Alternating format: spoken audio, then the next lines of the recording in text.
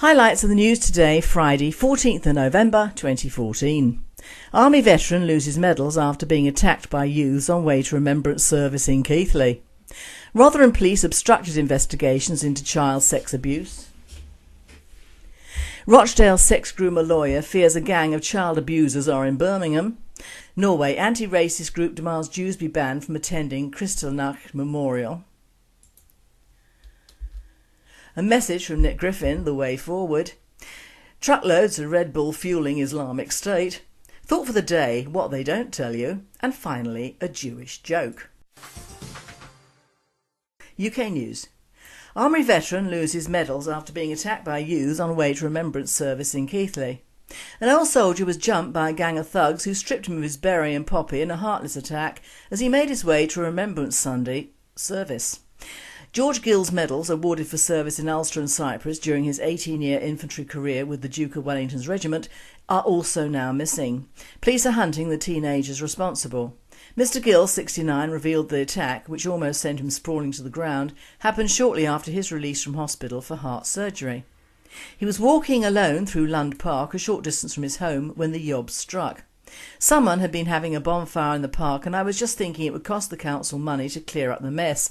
Then the next thing I knew, these lads came around the back of me. I nearly fell down and they grabbed my beret and ran off laughing and joking.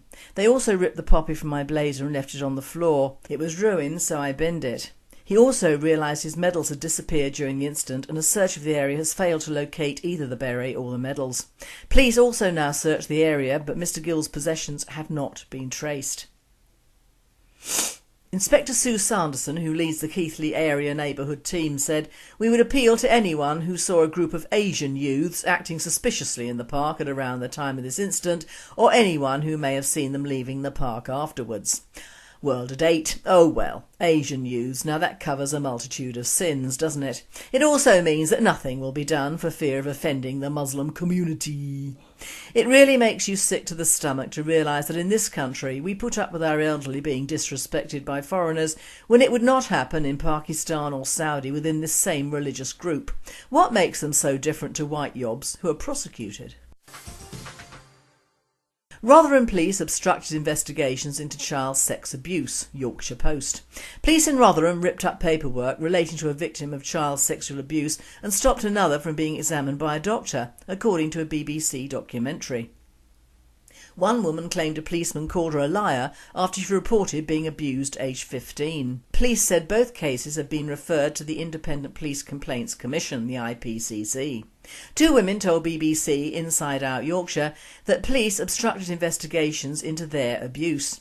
Carol, not her real name, was living in a children's home in the 1990s when she was taken on occasions by taxi to an Asian restaurant in the town. In one instance she was sexually assaulted.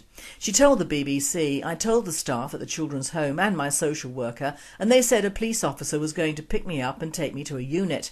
The officer that used to come to the children's home regularly, he came and picked me up in a police car. He took me to a lay-by, kept calling me a liar, saying he'd read my files and that I was a liar and no one was going to believe me. It was more trouble than it was worth and he ripped my paperwork up. He dropped me back at an Indian restaurant, back with my abuser." Chief Constable David Crompton has asked the National Crime Agency to investigate matters relating to the Alexis J report into abuse in Rotherham, it said. The force has referred 15 people to the IPCC. All allegations will be investigated and where there is evidence of any misconduct, referrals will be made to the IPCC. World at 8. Truth will out, won't it? Even though it's too late to stop the spread of this vile practice and the payoffs to public officials for underage sexual abuse. Rochdale sex groomer lawyer fears a gang of child abusers are in Birmingham. The Brummie lawyer who helped convict the Rochdale child groomers has warned that he fears young girls are being abused in his home city. Nazir Afzal, the Crown Prosecution Service (CPS) national lead on exploitation, who was born and raised in Small Heath, said that race is an issue but stressed that it is not the main issue in child abuse. And he urged victims and witnesses to give evidence so that perpetrators could be convicted. "There isn't anywhere where child sexual abuse is not happening," Mr Afzal told Inner City Women's Group representatives at a meeting at South and City College campus in Soho Road, Handsworth. Greater Manchester has 280 operations. In one alone there are 200 suspects. It beggars belief that Birmingham and the West Midlands are somehow immune. This kind of abuse happens everywhere. I cannot tell you the extent of what is going on, but neither, regrettably, can I tell you that every girl in Birmingham is safe.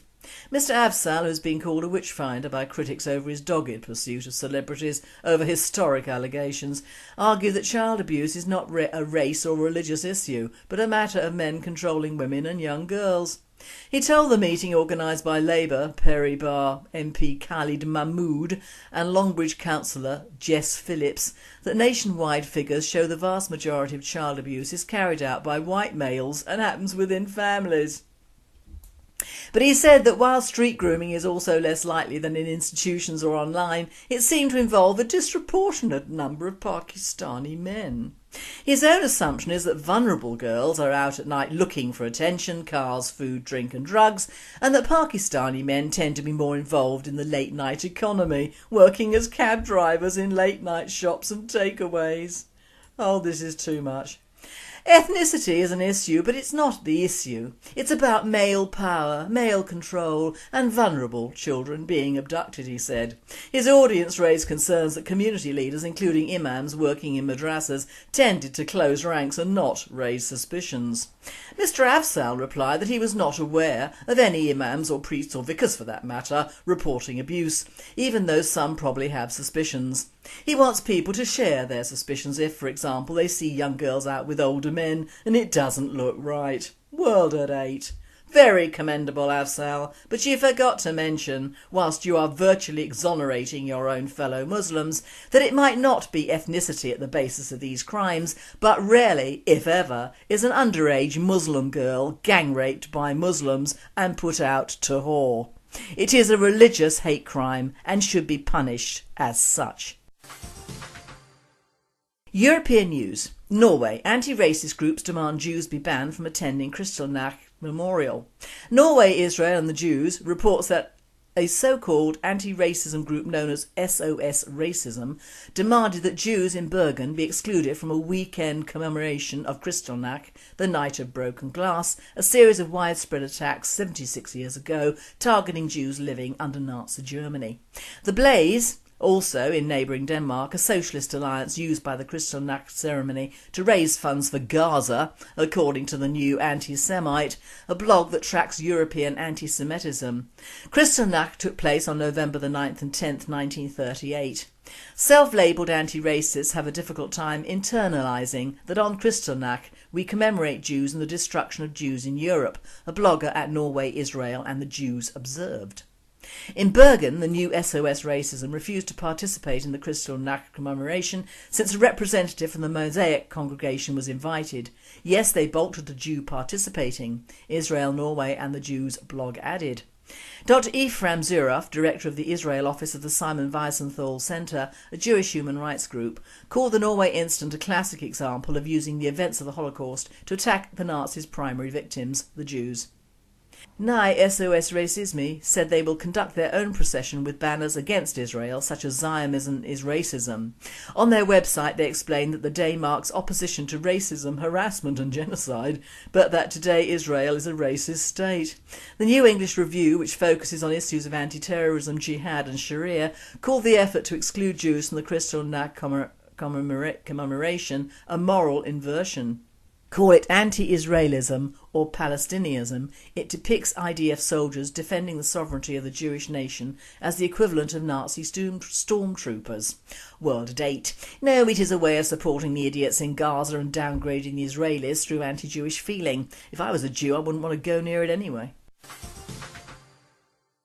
I now hand you over to Nick Griffin, who points the way forward and is once more in charge. The way ahead, a personal message from me, Nick Griffin.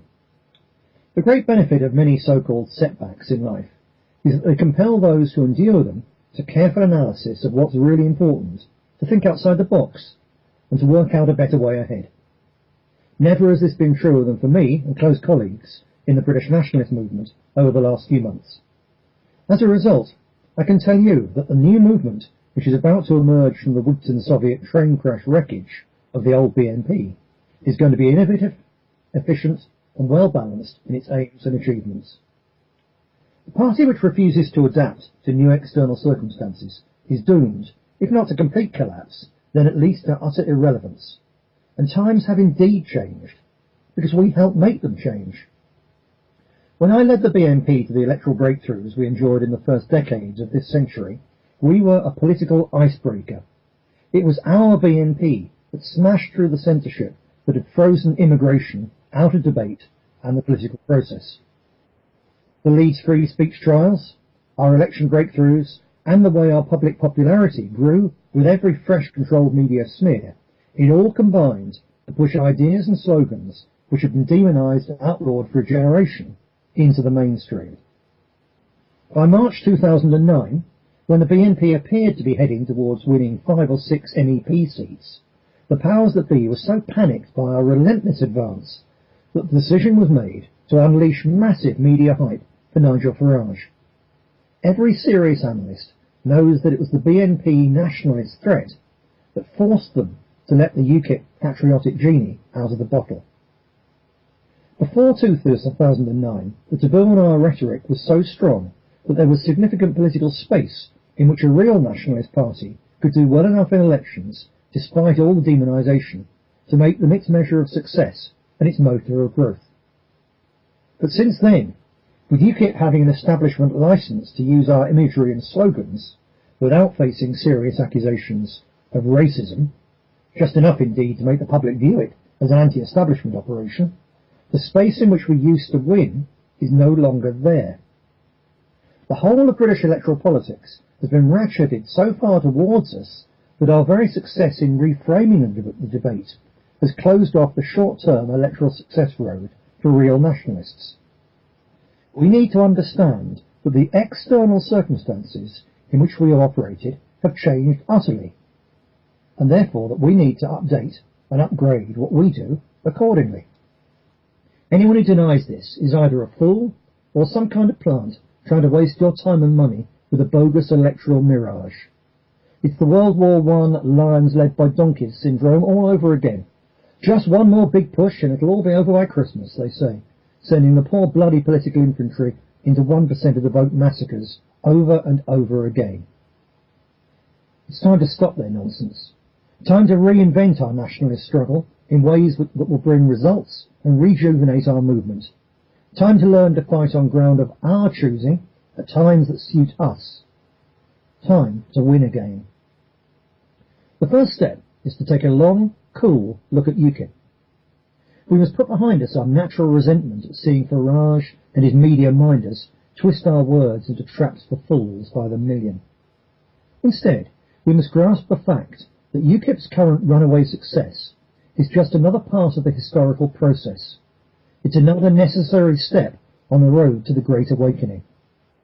Our success set it all in motion, and our innovative actions over the next few years will keep the wheels of history turning. In fact, thanks to the still untapped power of social media to reshape politics, we have the potential to apply fresh pressures in ways that will make those wheels turn even faster. UKIP, far from being our nemesis, is the greatest opportunity ever to spread real nationalist ideas and influence. Our goals remain unchanged and unchangeable. What has changed is the extraordinary new potential for us to achieve them. Imagine how good it's going to feel knowing you're playing an active role in the new movement which is going to restore the fortunes of radical British nationalism. Imagine the relief of putting the confusion and despair of the last few months in the past and once again moving forward, hoping to secure our right to continue to influence the historical process that our actions and sacrifices between about 2000 and 2009 set in motion. This is the renewed nationalist agenda around which we're going to rebuild the currently shattered unity of the real nationalist movement.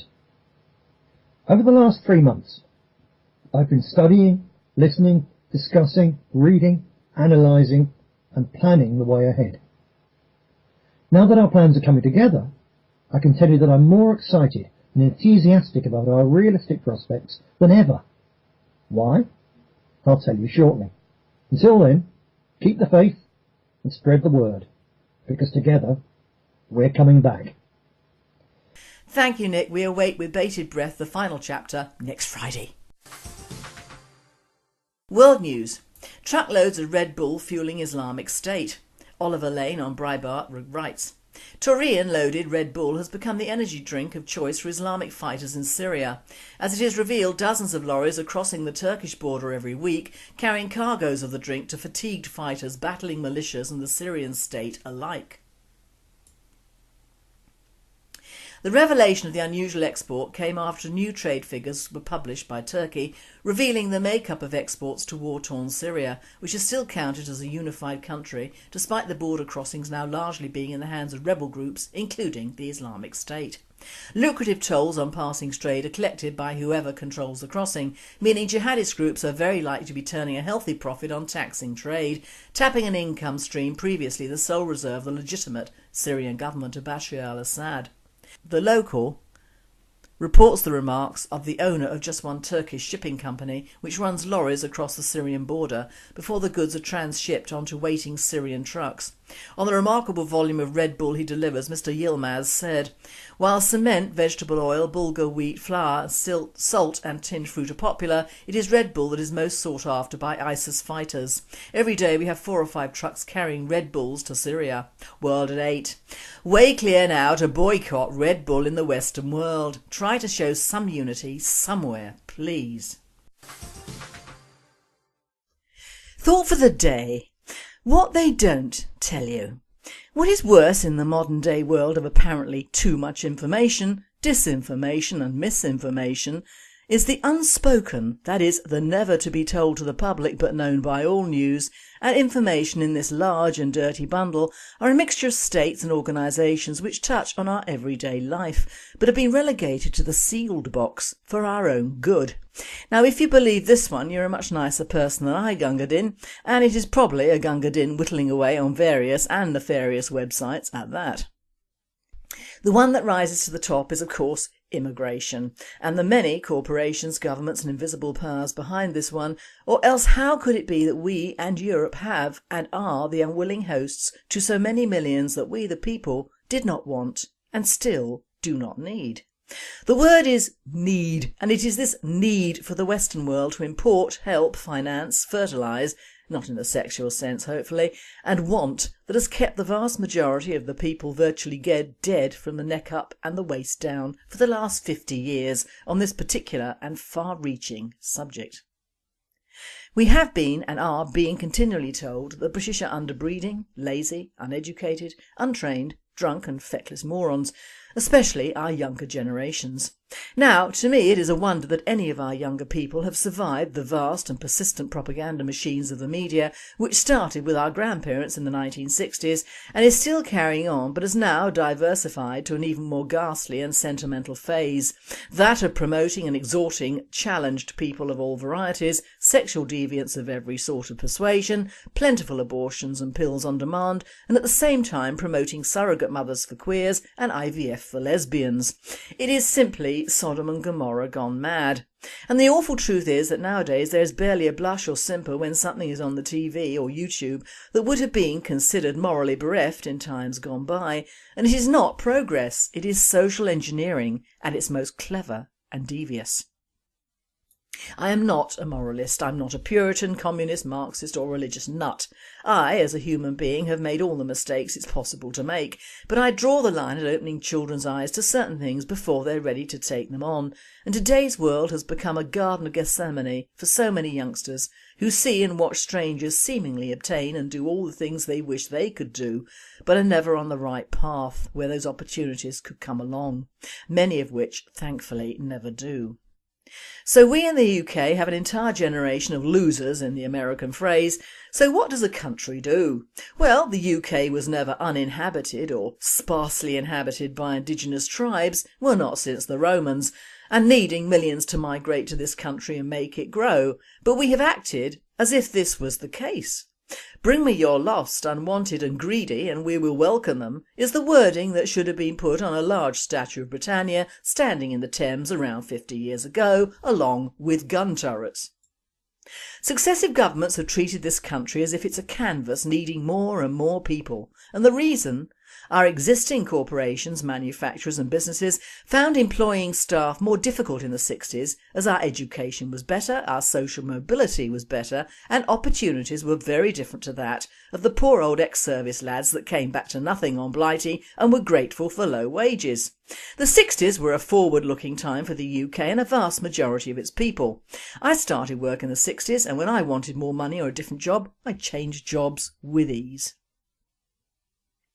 This was too much for the establishment and the plan was hatched in and out of Europe. Only the people involved were not the British or English people as they were known. It was for a total obliteration of these peoples that the plan was thought of and seen to fruition. First things first, education had to be demolished in its present state. Grammar schools were changed to comps, which was another name for council schools. Private schools were investigated and public schools likewise.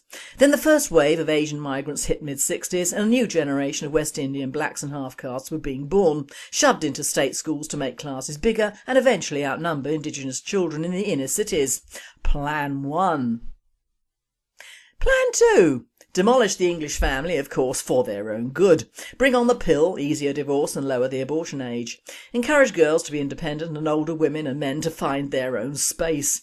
Single holidays and living accommodation flourished. Cosmo told you how to have an orgasm and Women's Own knitted you one. Anti-war, anti-establishment, pro-commune and pro-Marxist ethos abounded. People dressed down and to look as one looked a generation ago was deemed old-fashioned, that is, clean. Bare tits and short shorts to encourage promiscuity were the norm. Key parties and more, but the web had yet to make its appearance. Marriage was officially downgraded.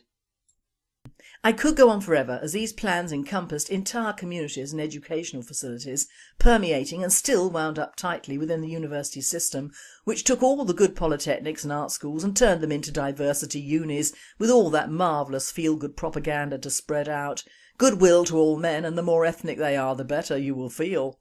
Then of course the cherry on the cake, after 50 years of this, what we have been told we are, we have become.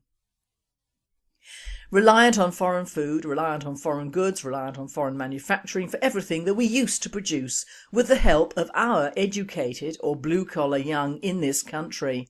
Our schools and polys turned out workers for England. We could drive English cars on uncrowded English roads, passing through uncrowded English high streets to unbuilt-on English fields, passing white English people. Now no one can turn the clock back on this terrible and long-term plan, which has succeeded, but like all plans, it can be terminated and altered. Reasons? Look at our cities, towns and villages. Look at what food we eat and how we get it. Soon the huge supermarkets will be defunct, and it would have been better to simply stay and build larger on the high street and then go easily into the web for groceries. Then you would not have, in the future, huge empty malls and supermarkets, all of which employed behind the scenes vast amounts of immigrants as well as their cousins repacking, in cling film, British food in Thailand. We've grown away from what we should be, and one of the main reasons is employing millions of foreigners in this country on the say-so that we Brits are no longer fit to work. We are not working because we cannot get jobs anymore. If you're white and over 45, forget it, unless you want to sweep streets, and the Poles do that. 42,000 Romanians and Bulgarians, the lowest of the low even on the Eastern European scene, have got UK jobs. But even discounting that, take into account the millions of Asians and Indians buying and running British businesses. They've taken over the taxi ranks, the corner shops, the drug trade and the sex trafficking trade, and in fact have enlarged that very well. Massive immigration does not make a country better. It makes a country overcrowded, unhappy and takes away hope for many generations to come. We owe it to our young to make laws and rules which include, not preclude them and our elderly and homeless. A good government looks after its own, not the rest of the world in general. Soon we will be the only country, even in Europe, who turns on a TV and all the faces are ethnic and not European. How sad is that?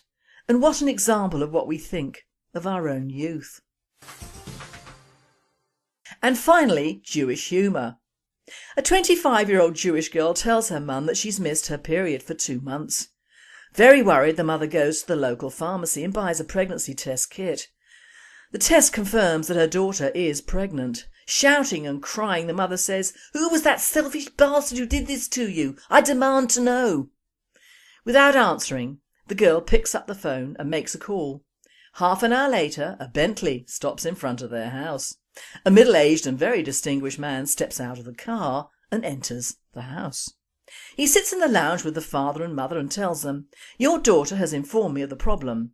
I can't marry her because of my personal family situation, but I'll take charge. I will pay all costs and provide for your daughter for the rest of her life." He continues, "Additionally, if a girl is born, I will bequeath 2 retail furniture stores, a deli, a chateau in France and a £1 million bank account." He continues, "If a boy is born, my legacy will be a chain of jewellery stores and a 25 million bank account. However, if there's a miscarriage, I'm not sure what to do. What would you suggest?" All silent at this point, the mother placed a hand firmly on the man's shoulder and told him, "You'll try again."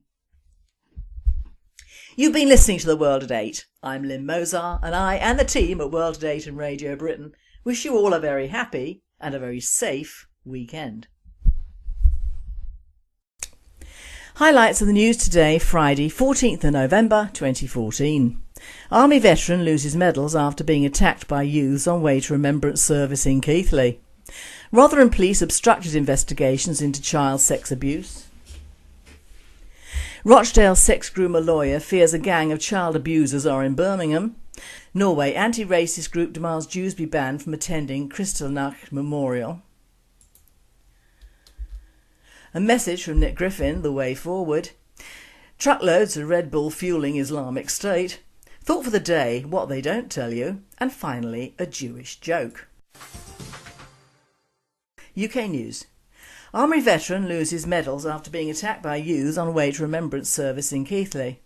An old soldier was jumped by a gang of thugs who stripped him of his beret and poppy in a heartless attack as he made his way to a Remembrance Sunday service.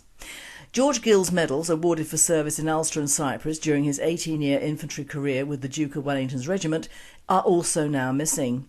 Police are hunting the teenagers responsible. Mr Gill, 69, revealed the attack, which almost sent him sprawling to the ground, happened shortly after his release from hospital for heart surgery. He was walking alone through Lund Park, a short distance from his home, when the yobs tried sexual abuse and stopped another from being examined by a doctor, according to a BBC documentary. One woman claimed a policeman called her a liar after she reported being abused aged 15. Police said both cases have been referred to the Independent Police Complaints Commission, the IPCC. 2 women told BBC Inside Out Yorkshire that police obstructed investigations into their abuse. Carol, not her real name, was living in a children's home in the 1990s when she was taken on occasions by taxi to an Asian restaurant in the town. In one instance she was sexually assaulted. She told the BBC, "I told the staff at the children's home and my social worker and they said a police around the time of this incident or anyone who may have seen them leaving the park afterwards."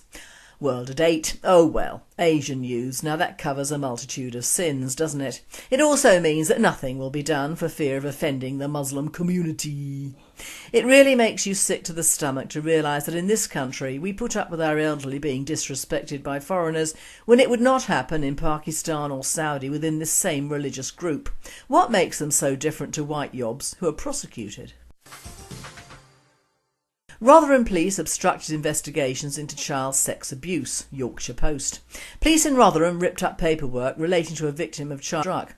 Someone had been having a bonfire in the park and I was just thinking it would cost the council money to clear up the mess. Then the next thing I knew, these lads came around the back of me. I nearly fell down and they grabbed my berry and ran off laughing and joking. They also ripped the poppy from my blazer and left it on the floor. It was ruined, so I binned it. He also realised his medals had disappeared during the incident and a search of the area has failed to locate either the beret or the medals. Police also now search the area, but Mr Gill's possessions have not been traced. Inspector Sue Sanderson, who leads the Keighley area neighbourhood team, said, "We would appeal to anyone who saw a group of Asian youths acting suspiciously in the park